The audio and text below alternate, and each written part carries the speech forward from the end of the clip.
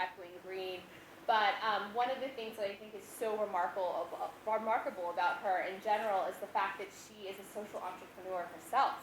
So she's kind of walked that walk and taken that journey, having founded a mobile health clinic for kind of lower income people residing in the Boston area during her residency at Harvard Medical School. So she also has a very interesting and varied background. And she's really kind of we did a work on purpose training this fall, and we got a chance to read some of the fellow stories in this book that Echoing Green put together, and Cheryl's is really touching about how she really connected with her purpose, and that's something that we really are trying to explore much more in the program on social entrepreneurship. So I won't go into too much detail. Cheryl has been at the helm of Echoing Green for, is it 13 years and counting? A little bit? 14 14 and counting, and she's really led the organization and helped it scale up so much during her tenure there. Echoing Green has over 700 social entrepreneurs in their community, and I think they've invested over $35 million, so that's really substantial within the field. And I will just mention Cheryl is the recipient of a prestigious White House fellowship, touching on a lot of public service, which is something that we do a lot here at Stanford. And she's a graduate of Harvard Medical School, the Harvard Kennedy School, and Harvard Radcliffe College too. So without further ado, I will turn it over to Cheryl. And I want to thank you so much from the bottom of our heart for being here tonight and closing this series for the fall quarter. Awesome, thanks. Thank you, Serena. Thank you, Serena, so much. We've gotten to know each other through your leadership at the center and through your work with the SEERS program. And as I think you'll hear in my remarks, social entrepreneurship is not just about incredible social entrepreneurs like Rob and Jem and others, but increasingly about building out the ecosystem of support for the work of social innovation, and the work that you did at Synergos and now here at Stanford is part and parcel of that. So thank you. It's been great. So, and thank you to Sensa. Thank you guys for having me. I hope I don't disappoint. It's a subject I'm passionate about and I'm excited to talk to you guys about, but I have decided, and I'm putting my colleagues and community on the spot. I want my posse to join in this conversation, so I want the chorus to speak up, and that includes one of my bosses who's sitting quietly over there, Carter McClellan, raise your hand, Carter, who has been an extraordinary leader, helping Echoing Green grow and continue to flourish, especially out here in the Bay Area. Carter is new to the board, a very accomplished investment professional, founder of Union Square Ventures. My colleague, Teresa Vasquez, who's our Vice President of Development, who's got a background in CDFI work and in the Bloomberg administration in New York City, who is my partner in crime in trying to build out the financial sustainability of Echoing Green.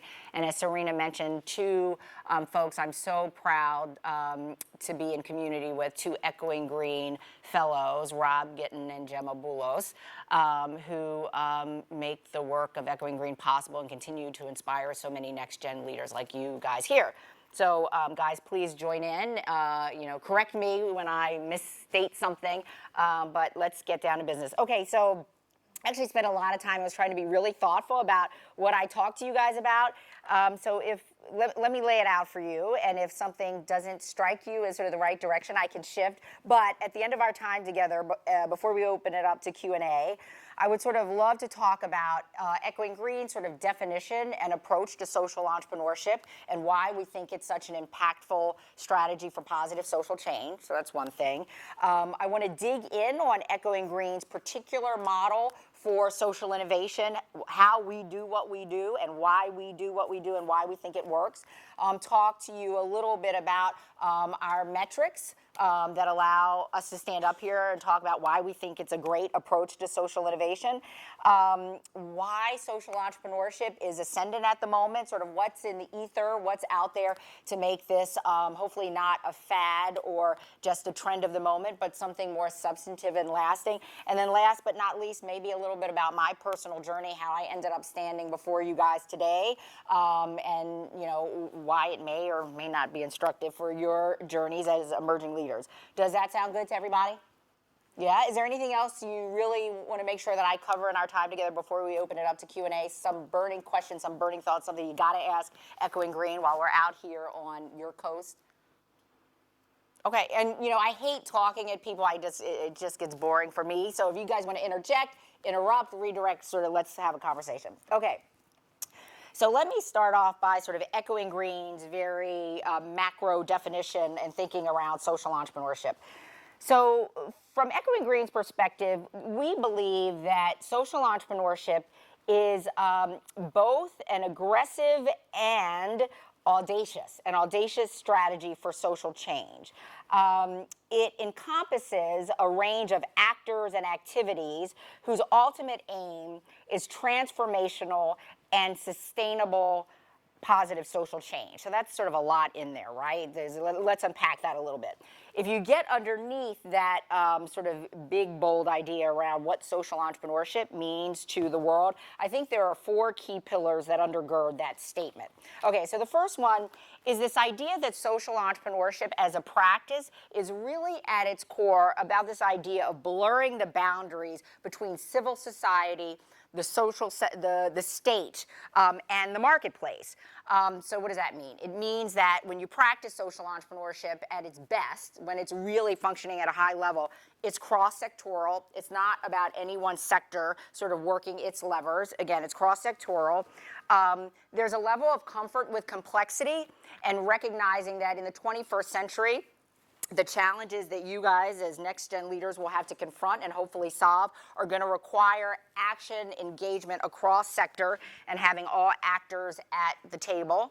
McKinsey sort of talks about this notion of tri-sector leadership, and I assume that in your careers you will spend time sort of diffusing between the sectors, spending some of your careers in the market, some in the political realm and public service, and some in the social sector, and that will be the new normal for you guys in a way that it wasn't for my generation.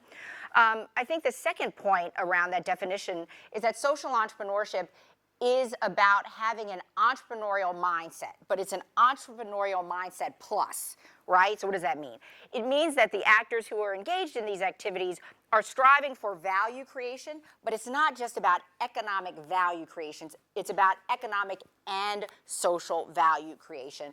At the end of the day, social entrepreneurship is about, at its highest calling, about creating more shared prosperity. That's really what it's about. Sort of the third pillar is that when social entrepreneurship is in the zone, when it's working the way that it's supposed to work, it is really about the disruption of the status quo. There's a historian, a guy named Chester Starr, who once wrote that for new ideas to have a chance, the old systems have to be so turbulently shaken that they lose their dominance. That's what social entrepreneurship as a tool is all about. And when you all, I'm sure some of you are at the business school and you sort of learn about entrepreneurship as a moment of creative destruction, social entrepreneurship also falls in the lane of being a disruptive force, one of the most disruptive forces that we know. And last but not least, social entrepreneurship in its audacity is about sort of a rate and type of change that is transformational and not incremental. One of my favorite definitions about what social innovation is this idea that you've got process and product innovations that lead not to incremental improvements in a system's performance, but dramatic improvements in a system's performance. So what does that mean? And I apologize if I'm being too jargony. So what does it mean as it plays out all day, every day? So if you happen to start a dropout prevention program in your community, an incremental change might be an intervention that improves graduation rates for maybe beyond 10% beyond the norm of existing programs. That's incremental change, that's good, but transformational change, disruptive change would be an intervention that would lead to improvements in graduation rates in excess of 30% versus the norm, right? That's the level of transformation that we're talking about around social innovation and social entrepreneurship. So that's sort of the contextual space in which I'll now talk about Echoing Green and our particular play and brand of social entrepreneurship. Can I ask how many people have heard of Echoing Green? Okay, all right, so I have some education to do, so this is good, getting in front of a new audience. So Echoing Green, as best we can tell, was the second or third earliest founded funder of social entrepreneurs. We were founded in 1987, and essentially we are angel investors in the social sector. It is our job in the world of social innovation to go out into the world, identify next-gen emerging leaders who've got innovative new ideas for social change, and provide a little bit of seed capital, technical support, and access to our network to allow those ideas to flourish. So that's Echoing Green. So how do we do our work? So we go out into the world every year and we launch an annual global social business plan competition. And we just ask, if you got a new idea, like Rob had, Gemma had, Tomas had, and you're looking for some support in the earliest stages, you sort of submit something to Echoing Green, and through a pretty rigorous 5 to 6 month due diligence process, we as staff and as a community learn more about your idea and ultimately select a small number of those who apply for funding and support. So just to give you a sense of the scale of Echoing Green, each year we get a couple thousand applications. Last year, for example, we got about 3,300 submissions from around 154 countries around the world. And at the end of, again, a months-long due diligence process, ultimately invested in only 38 new enterprises. So it's pretty tough to run the gauntlet of the Echoing Green selection process. But we think that through this vetting process that we run emerging social entrepreneurs through, it's a good quality control process for follow-on funders, and it's good for you all as early stage social entrepreneurs who constantly have to pressure test your ideas, sort of iterate your business model, and make the case for why you and your idea deserve support. So we think sort of the structure that we've created for our social business plan competition allows you to constantly improve your idea and your thinking through the process. So we're pretty proud of it. All right, so what does sort of the panoply of Echoing Green inputs look like? We actually sort of think our value chain is pretty robust. It starts with a search and selection process, and I'll talk about that. And then it's about supporting the fellows that we ultimately fund. And then it's about sort of creating a global community of both currently funded fellows and alumni that continue to go on and engage in social change in a lot of different ways. So let's break each of those components of the value chain down. So the search and selection process. So we spend a lot of our resources building partnerships, doing outreach to communities, bless you, communities around the world, asking those communities to send our way or to identify emerging leaders who are looking for early stage support. And who might be able to benefit from Echoing Green's assistance.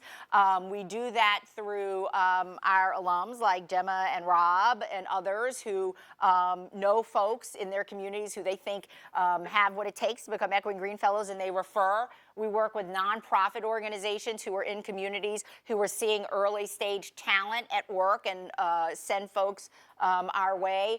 Increasingly, obviously, through social media, through the internet and other outreach channels, we have the ability to draw in folks who are aggressively looking for seed capital technical support. So we think we really worked hard to build sort of a range of global ambassadors who help draw in people into our network. So we do that, and then I guess, the next logical question is then how do you select them? What do you guys look for? I do think there's something about the alchemy or the magic of investing in entrepreneurs, and some of it is you sort of sit across the table from someone and you kind of know it when you see it. You sort of get that feeling like, wow, this is someone I really want to back. We have tried to be a little more methodical and start to codify that wow factor. What does it mean to Echoing Green to want to invest in that kind of leader? And so there's sort of 8 qualities that I want to walk you guys quickly through that sort of serve as our template for screening these young next-gen leaders. So there are 4 characteristics that really relate to the human capital, to the talent, to the social entrepreneur, and then 4 characteristics that we use to screen sort of the idea, the business plan, all that kind of stuff. And I will say we really privilege the talent. We're looking at the entrepreneur, the leader, and why we want to back that person and their visionary potential. So 4 qualities. First is purpose and passion. So at the end of the day, this work is really hard, and it's sort of, why do you do what you do? What gets you out of bed in the morning, and what keeps you going through the inevitable difficulties, failures, sort of difficulties of doing any kind of positive social change work? So we look at the level of purpose and passion as sort of catalytic fuel that will really drive this person through the darkest days of doing this work. Second thing is something we talk about, perspective and resilience. I hope you guys in all of your classes and in some of your extracurriculars talk a lot about, failure and how hard it is to do really tough things. I think increasingly, and especially with you, overachievers, you millennials, where you're so successful, you're so smart, you're so bright, that we've done a terrible job in shaming failure. We sort of raise you up and your achievements up, but really sort of marginalize the notion that you mess up sometimes and things are going to go really wrong and you're really going to fuck some things up. And that should be okay. We got to normalize that, right?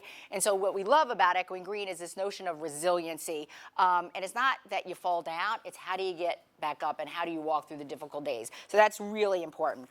The third characteristic is something we call point of entry in leadership. And again, that's probably a little too jargony, but for us it means at the end of the day, we're not looking for just really terrific, smart folks, lots of those out there in society. We're looking for a particular type of leader, a transformational leader, at the end of the day, a social movement leader.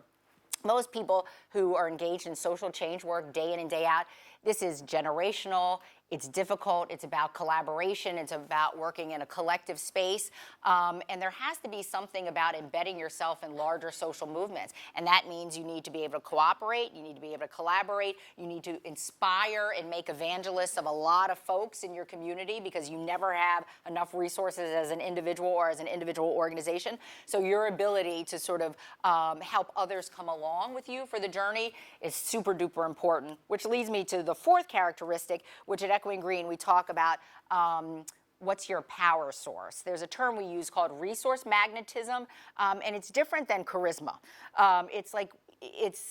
It's the stickiness of the leader. It's sort of at the end of a cocktail party when everyone is sort of like congealed around Rob or Gemma or Tomas. That's the stickiness of a leader. People have the ability to draw you in and ignite your interest, and you become as engaged in what they're doing and want to learn more, want to be engaged, you want to write them checks, you want to volunteer for them, you want to provide media attention so the rest of the world will know about their story.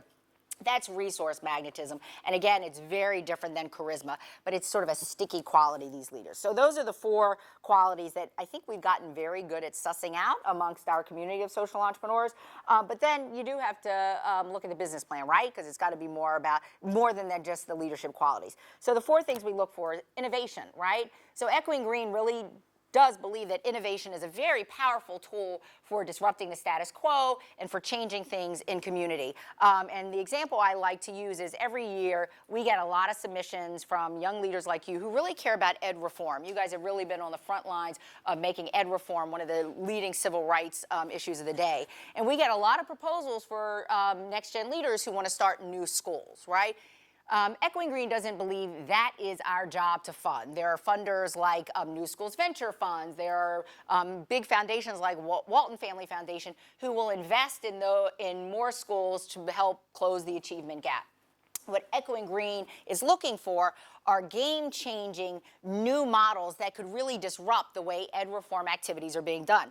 And the example I like to use are two 1998 Echoing Green fellows, Raj Vinakota and Eric Adler, who started the Seed School. There are now three of them, but in 1998 they founded the Seed School in Washington, D.C., which at the time was our nation's first urban boarding public school. There was a lot of stuff in there. So basically, people over the years had tried to start urban boarding schools in distressed communities with the idea that kids at risk were being impacted by their surroundings in very profound ways, and the idea of sort of wrapping them in a holistic environment, in a college boarding school, college prep boarding school environment would be a really great strategy to help these kids succeed and get to college. But no one could figure out the financing model. It's really super expensive because it's not just about educating the kid. You need sort of the cost to cover the bricks and mortar of a college preparatory boarding school. Raj and Eric figured out how to put the financing together.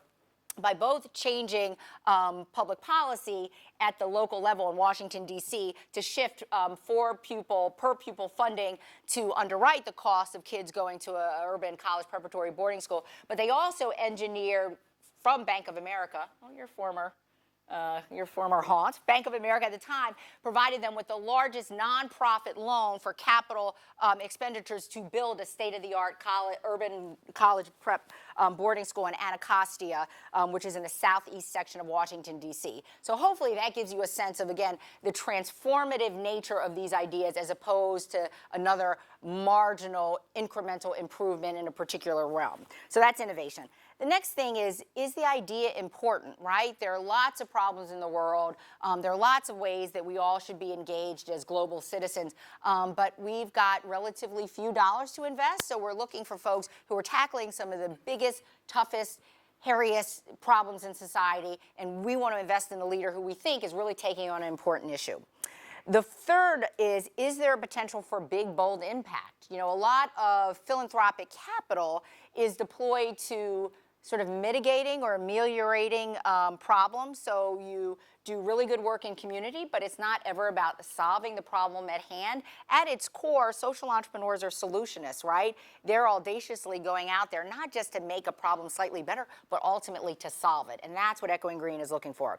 And then last but not least, do you have a good business plan? We know at the earliest stages, business plans are often fictional documents, and they're only as relevant as the day of the week. And if you're a really good, thoughtful entrepreneur, you will iterate that plan. It will change based on feedback that comes to you, based on new thinking, and that is as it should be. But there's some discipline to putting together a business plan. Did you think about your staffing needs? Did you think about budgetary considerations? Are you thinking about how you're going to build a sustainable organization and model? So those are all the things that we look for. So if you run that gauntlet and become an Echoing Green Fellow, then what happens? Then it's about how do we support you? And Echoing Green has a really, I think, thoughtful theory of change around how do you support next-gen leaders. We think it's not just about money, and I should say Echoing Green doesn't provide that much money. We provide 80 to 90 grand over 2 years to help you start your enterprise. But I would say the money is important in two regards. It's early stage and it's high risk. So at a time when you're sort of going out there sort of hustling for startup dough, and if you guys have done it, you know how hard it is to get it because you don't have a track record, you don't have a sustainable model yet, and you really do need people who will take the risk and take that leap with you. Echoing Green's money matters for that reason. And then secondly, also, it's unrestricted support. For those of you who sort of wade into the philanthropic marketplace, it's really a little wacky and a little dysfunctional, and quite often money will go to project-based support, which is when you're starting something, you need the most flexible, most leverageable capital. And Echoing Green looks at you guys and says, you know, you're smart, thoughtful, next-gen leaders. You know best how to deploy your capital. So if you can make the case for why we should invest in you, have at it, deploy it any way you like. So I think that's super important. The second thing is we do our work, and none of our fellowship colleagues are here with us, but we have portfolio managers who work with a cohort of fellows, and they matter to our fellows for 4 or 5 reasons. They served as accountability partners for our fellows. You know, again, when you're starting something new, it's overwhelming. You got 1,000 things to do every day. You only have the capacity to do 10 of those things, and you're constantly just trying to move your idea down the field. Having an accountability partner who will check in with you and say, you said you were going to do this, did you do that? And you promised you were going to do this, did you do it? So that kind of accountability mechanism is super duper important. You also need just sort of a confidant, someone who you can sort of talk to in a trusted space when the going gets rough. And again, when you are failing, because you will fail, and having someone to share that with is super important. Our portfolio managers, if you ever have the occasion to meet them, are smart generalists. If you're starting a sustainable agricultural organization, they don't necessarily know a whole lot about sustainable ag, but they know a whole lot about how do you think about board development? How do you think about making a pitch to an investor? And having that kind of partner for that journey is really, really important. And then last but not least, sort of the third stool of our model is this idea of being embedded in a larger community. And I mean, maybe Gemma and Rob, you guys can talk about this. Echoing Green, I think, is a particularly powerful model of social innovation.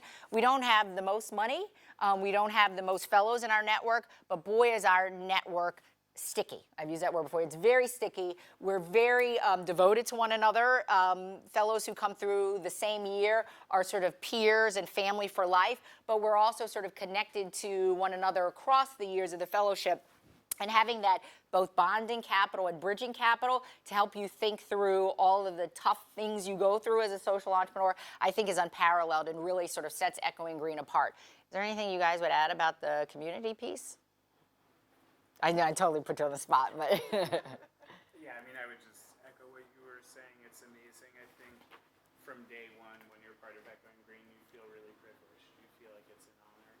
And when you start a nonprofit, you get exposed to a lot of different communities of people. It's one of the best kind of secondary benefits of doing it is you get access to really brilliant and inspiring people.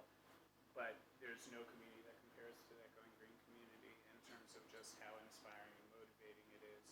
And having a group of like-minded people who each have their own passion, but we all have a shared framework of what we're trying to accomplish from an organizational standpoint. It sustains you during the dark moments, and there are a lot of dark moments, and it kind of buoys you and encourages you when you're doing well. So I think of the various things that Echoing Green provides, it's the peer community that really stands out. thanks, Rob. Gemma? I agree. I mean, I'm a 2007 fellow, so we got our fellowship almost 8 years ago. And we have, my class actually still meets every single year. We bonded so well that every year we organize our own retreats. And we come together with issues that we have in our organizations, and we think through them through an entire weekend of eating and hanging out and singing karaoke, and then solve our organizational problems.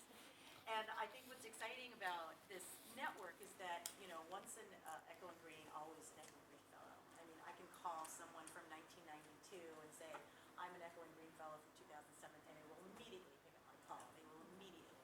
And I think what bonds us the most is that because we're doing such challenging work, because we're challenging the status quo, and because we're all kind of experiencing this sort of same organizational challenges, we can't often go to our families or our friends who won't know what we're going through, but we can go to our fellow fellows. And they're the first ones to be able to talk you off the roof and be able to just sort of walk you through what they know is a dark time because they've been there too. Thanks, guys. Yeah, it's the community element. I think it really does set our model apart. And so I've talked a little bit about our model, our theory of change. And so I guess I always get this question when I'm talking to classes like this. Well, how do you measure your success? How do you know that you're good at what you do? And there are a number of different dimensions along which we sort of slice and dice this evaluation component. So narratively, again, most of you have never heard of Echoing Green, but we've now funded about 700 social entrepreneurs. You will know a lot of the organizations that have come through our portfolio. So, for example, we were early funders of Teach for America and Wendy Kopp when she graduated from Princeton in the late 80s. If you're familiar with other national service organizations like City Year, we funded the two co-founders of City Year, Alan Casey and Michael Brown. We funded someone you may have heard of, Michelle Obama, who started the Chicago Office of Public Allies right after she left corporate law in Chicago. So we've had a really profound effect in sort of seeding the generation of leaders who built the national service movement. We have funded across the spectrum. We're agnostic funders, but I would say national service is where we've had a particularly good track record. And in addition, we've done, I think, a really good job of funding some of the world's best emerging human rights and workers' rights leaders. And it's interesting because I think, especially from your perch at Stanford, my sense would be that you probably see a lot of social innovators coming out of the design school using sort of technology applications, microfinance models. Echoing Green, because we are agnostic in nature and we're sort of looking for innovations in all of its guises, and because we do early stage risk capital, have been sort of this interesting magnet for social innovation in the human rights and workers' rights spaces. So everyone from Sarah Horowitz, a labor lawyer by training, who started something called Working Today, which really has revolutionized how we provide health benefits in society to our increasingly contractual and contingent workforce. So that's just one example. So, other folks in the Bay Area or who started their careers here, people like Van Jones, who was funded by Echoing Green to start a anti-police brutality hotline in Oakland back in the mid-90s. It was the first legal organization to use that model. Van then went on to found the Ella Baker Center for Human Rights here in Oakland and wrote a New York Times bestseller on sort of the green jobs economy and economic development in distressed communities, and briefly served as the green jobs czar in the Obama administration. And now if you watch CNN, if you guys have the time, is one of the pundits, one of the progressive pundits who talks about a whole range of issues. So again, we've been very good at identifying some of the top talent, but I know maybe for some of you, you're like the numbers. What are the metrics? What are the metrics to show that you guys are good at what you do? So I've got a variety of measures, and maybe we can have a conversation about how compelling these stats are to you. So about 85% of the leaders in whom we've invested remain in the social sector and key leadership positions. And, we think that's a darn good statistic to show that we are building out a really powerful pipeline of talent that is committed to trying to take on and solve some of the world's greatest challenges. And these are folks who could work in any realm, any sector, but they've chosen to dedicate the bulk of their careers and dedicate their intellectual capital to solving some of the world's toughest problems. So we're really proud of being a key talent pipeline into the social sector. We're really good in terms of identifying businesses that are sustainable. About 67% of the enterprises in which we invest are sustainable in the short, medium, and long term. And you guys know as well as I do, most new businesses fail. It's hard to start up and maintain new businesses. Echoing Green has got a really good sustainability rate. Rob's been at it since the mid-90s. The program that I founded through Echoing Green has been at it since 92. We think that's a really important measure. And then Serena mentioned that we're a small fund. We're closer now to have invested about $40 million into these 700 or so social entrepreneurs, but they've gone on to raise an additional $5 billion in public and private dollars. That's an extraordinary leverage effect. That's a huge return on investment from a very small $40 million to $5 billion being deployed for the public good. So we think that is one indicator. We also have crunched some numbers, and in Silicon Valley here, you guys probably hear the language all the time about incubators and accelerators and how do you sort of create these communities to help entrepreneurs go farther, faster. We did some of that number crunching and looked at a couple classes of our fellows, the 2011 class and the 2012 class of social entrepreneurs, which comprise 58 young leaders.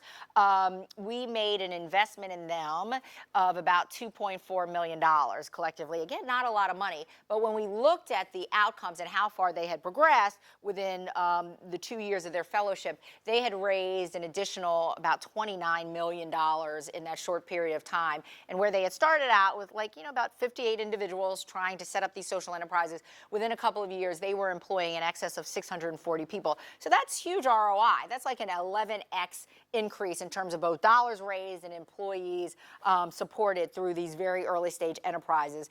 And then the last sort of stat or filter I'll use is a couple years ago, we employed some very smart graduate students to come in and look at the difference that we thought Echoing Green made. So if you got an Echoing Green fellowship versus those who sort of made it to the final rounds of the fellowship program, what happened once you were either selected as an Echoing Green fellow or once we said, you're terrific, but sorry, you're not for Echoing Green, and you sort of went off and did your own thing. And really found some very interesting data.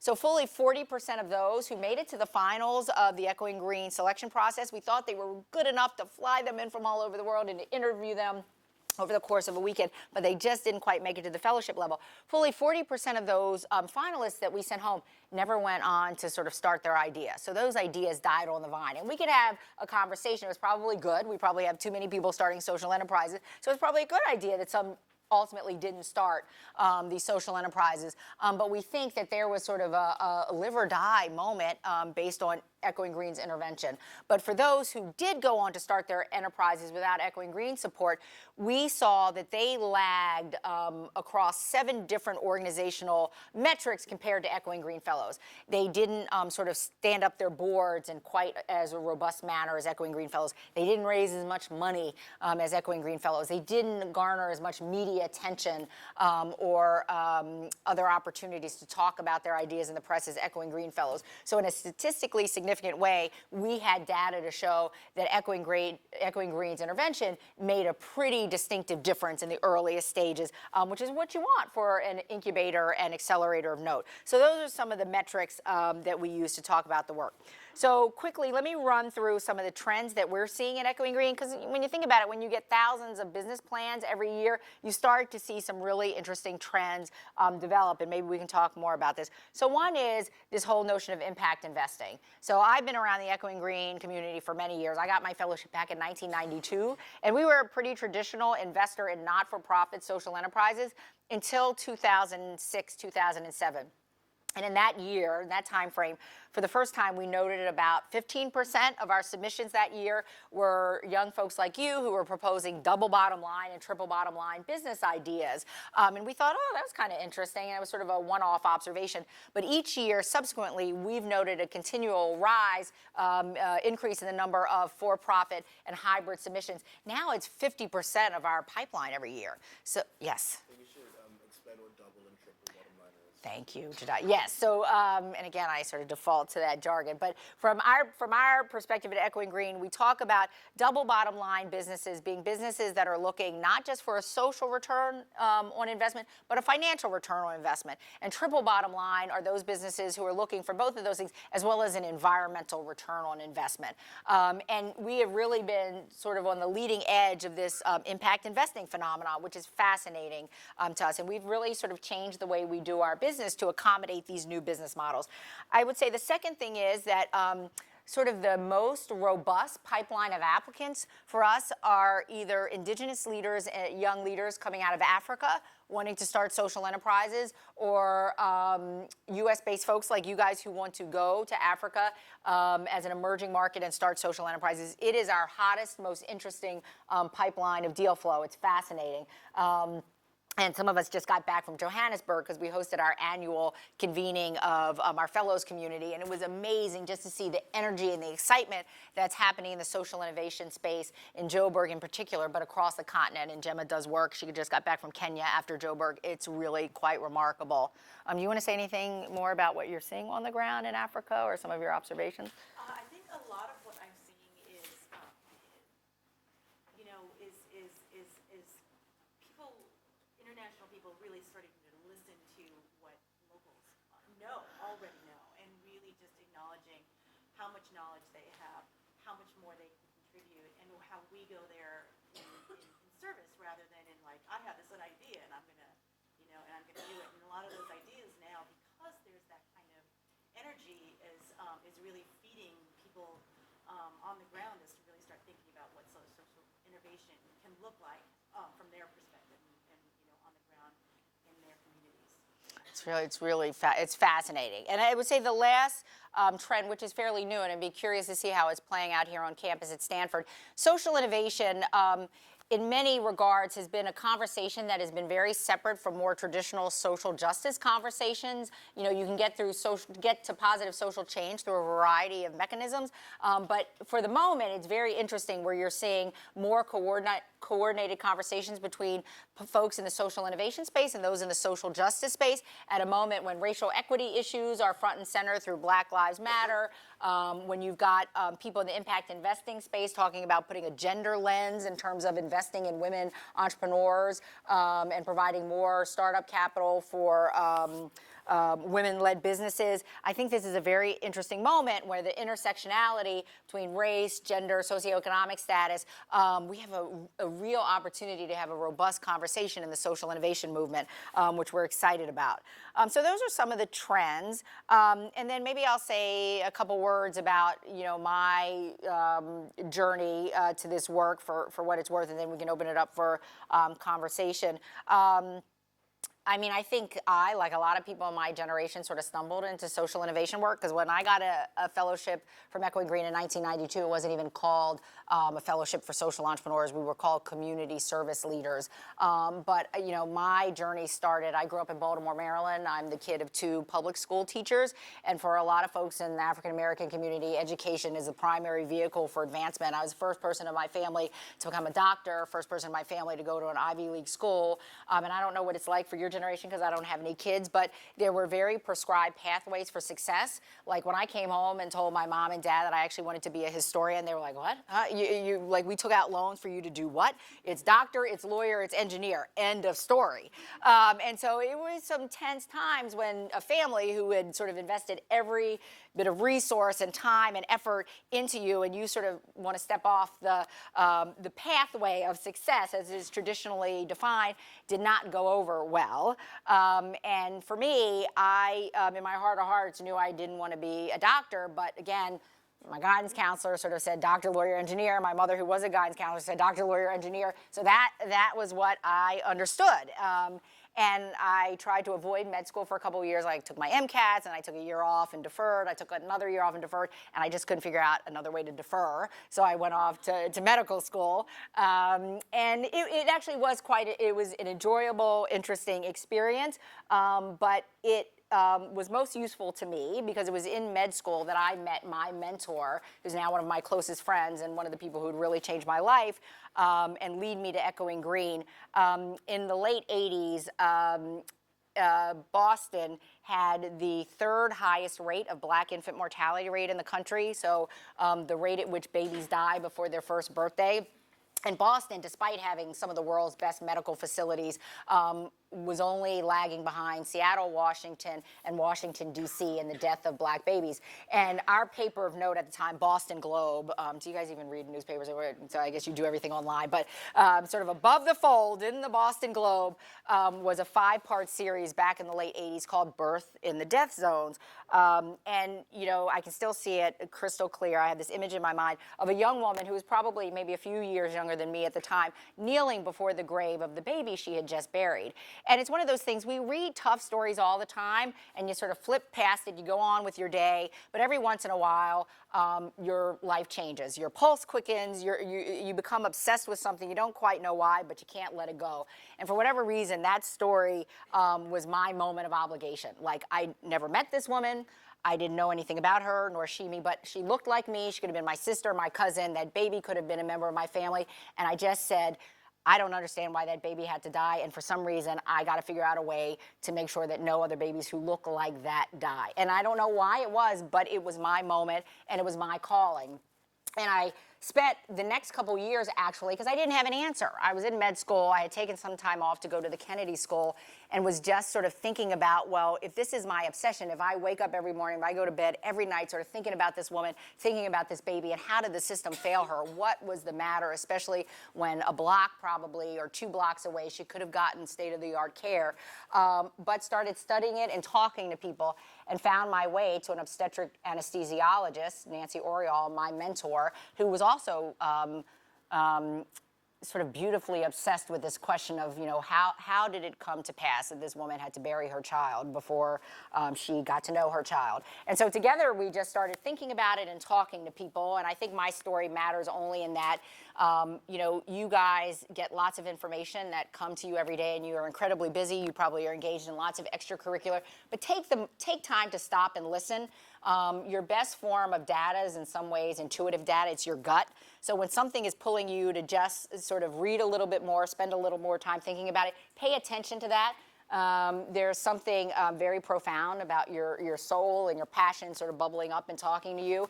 And if you take the moment to pay attention to it, it can be life-changing. It was for me. So I think that's one reason my story matters.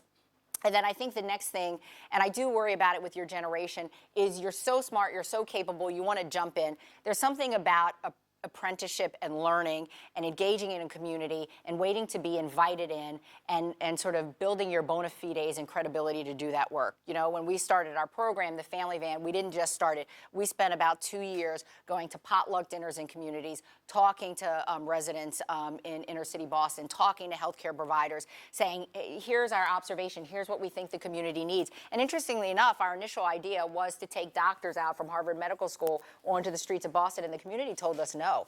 They were like, how dare you? You know, we should have access and rights to care just like everybody else. That's not the right solution. And in concert, we co-created, I guess that's the term you guys use, we co-created a solution that didn't bring providers out into the community, but created a bridge that gave them ready access into existing services. And that took years of work. So sometimes you have to be led by the communities you serve. And I think that's another really important point. And I'm proud to say that the Family Van, the program I started with my Echoing Green Fellowship, is still in operation today, doing quite well. But it's been an incredible journey that led me to Echoing Green, because Echoing Green's model of investment in backing a leader, believing in you before you believe in yourself, embedding you in this larger community to travel along the road with like-minded social change agents is a really powerful offering. And it's, again, something I've never seen in any other community of which I've been a part. And then I think the last thing I'll say, and I don't think this was in the Work on Purpose book, and I didn't recognize this until a few years ago, that, you know, and I sort of talk about sort of the business card test. Like if I hand you my business card, it would say that I'm president of Echoing Green, it would say I have an MD, an MPP, but I think we sort of get stuck in sort of the traditional career trappings. I think your only job at your age and in this stage of your career is figure out how to marry your passion and purpose. I truly believe that each of us have unique gifts and things to give to the world that only we are capable of accomplishing, and it's usually not in the guise of your academic pedigree or a traditional career path. It's just something you're really good at, and you have got to spend these years trying to figure it out. And again, it took me way too long for me to figure out my particular gift or journey, but I sort of talk about myself as a cultural translator. Turns out I'm really good at sort of diffusing between very different worlds. And I think it stems from my upbringing. So again, African-American kid, grew up in Baltimore. My parents bought a house in one of the first neighborhoods to desegregate in Baltimore. And it was a Jewish neighborhood. So Jewish families helped integrate their community with African-American families. So I spent, you know, a lot of my time sort of traversing the boundaries of sort of a traditional sort of Catholic upbringing, celebrating Christmas with my family and friends, but also celebrating Hanukkah with my Bubby and Zadie who live next door, right? So cultural translation. You're talking about your hip hop work.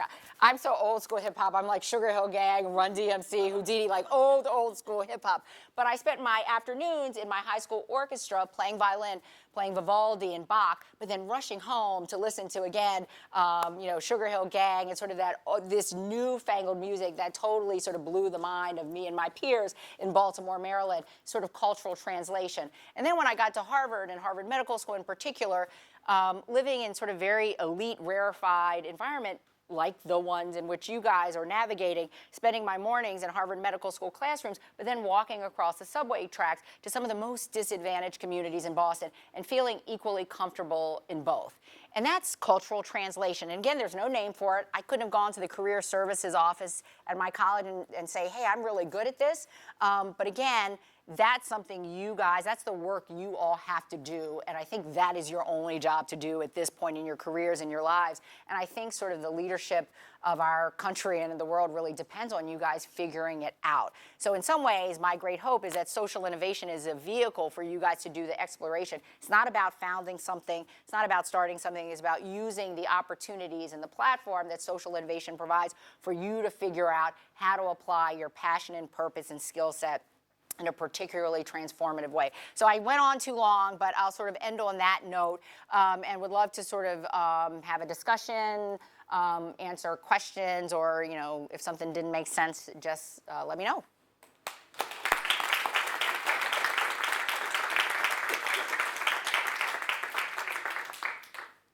Yeah, we have like 1 or 2 minutes left. Oh no, I was gonna leave there. I'm so sorry, you guys. And I'll stay if people, jeez. So ridiculous. I should have my Time time. for a handful of Thank you. I'm sorry. I'm sorry. I was like looking at the clock. I thought I had plenty of time. Ridiculous. Yeah. So when investors are investing in Echoing Green, do they know what they're investing in, or are they investing in just Echoing Green? It's a great question. Echoing Green has evolved over the years. When we started, we were a fellowship program. So our one product was every year launching this business plan competition and then selecting fellows. So in the early days, you sort of knew you were investing in that fellowship process. But it's a little trickier than that, right? Because we don't fund based on issue area or geography. We're just looking for the best and the brightest. And maybe one year we'll fund someone doing microcredit in India. Another year we might not. So you have to sort of take the leap of faith as a donor that you believe in Echoing Green as an intermediary that's very good at sussing out and selecting this talent, and that has challenges and opportunities that are common to pretty much all intermediaries. But in the last couple of years, as social innovation has really evolved from sort of a field of endeavor to sort of a real bona fide social movement. Sort of the ecosystem work has become increasingly important to Echoing Green, and we founded a number of other programs within the Echoing Green framework to support the building of the ecosystem. And Rita knows one of our programs is Work on Purpose, because we've done some trainings here at Stanford to work with young people through a competency-based training to help you all think about how you identify the career trajectory that works best for you. And we're really proud of that work. We also have another program called Direct Impact, and we work with corporations to train some of their young talent to learn how to serve on boards, right? Because as next-gen leaders, being good civic leaders and understanding governance and how it works really matters. And they pay us for that, so that's a good earned income strategy for that. And our impact investing work, we don't take an equity stake in any of the businesses in which we invest. We provide essentially convertible notes, sort of cheap loans and patient capital. But we work with foundations to invest in Echoing Green to help build out the early stage ecosystem of impact investing. So we beg, borrow, and steal to figure out how to do it.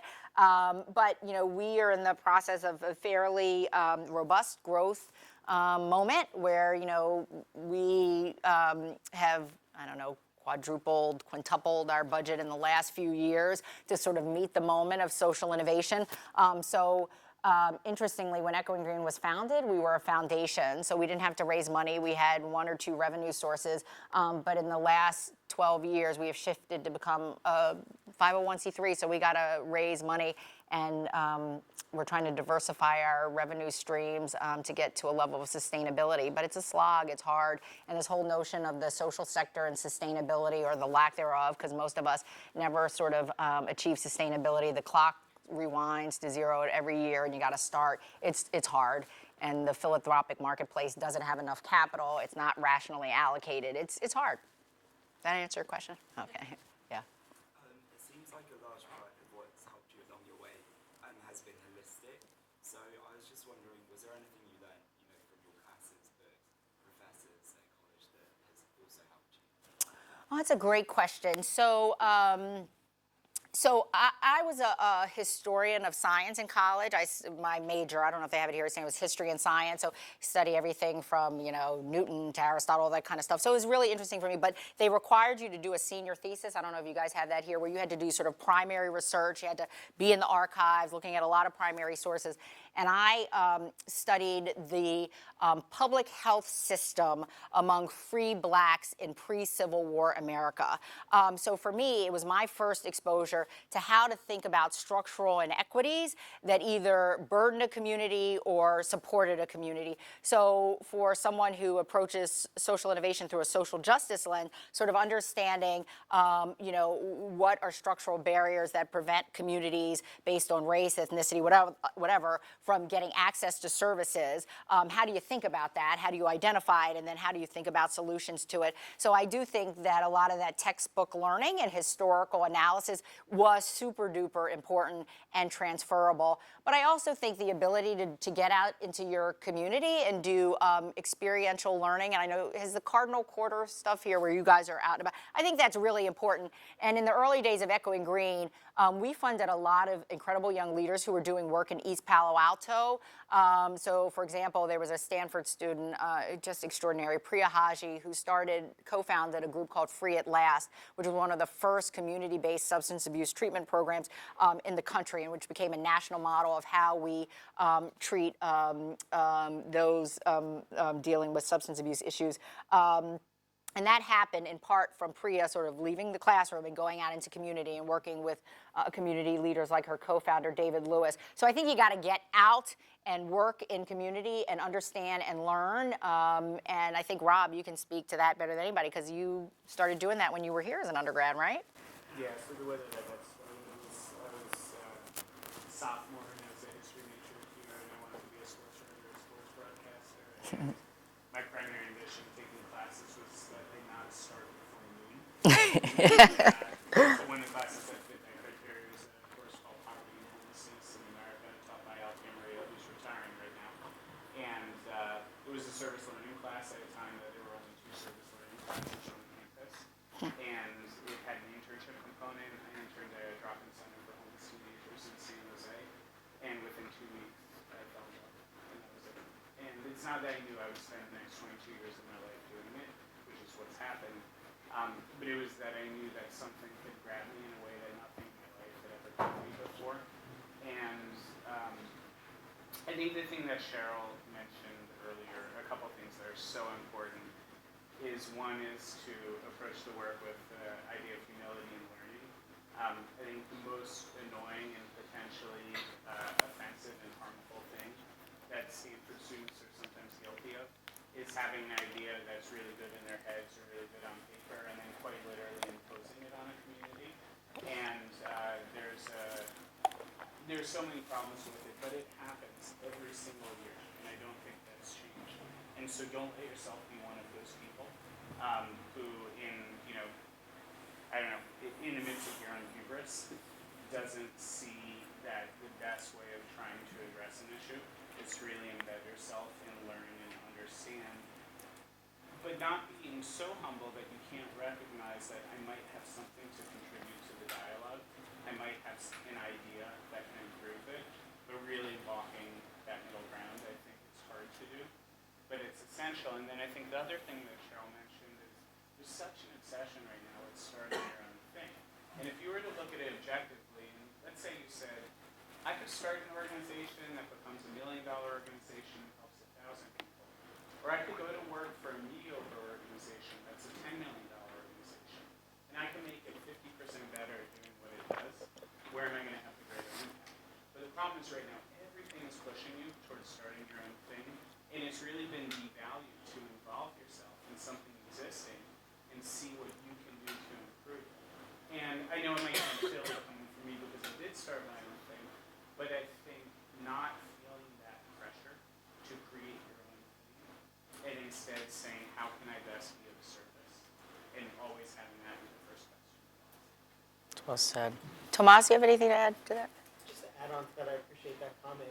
And there's a term for it. It's intrapreneur, right? So it's this idea that there are social entrepreneurs, but also social intrapreneurs, people who can go into the public sector, the private sector, and make improvements.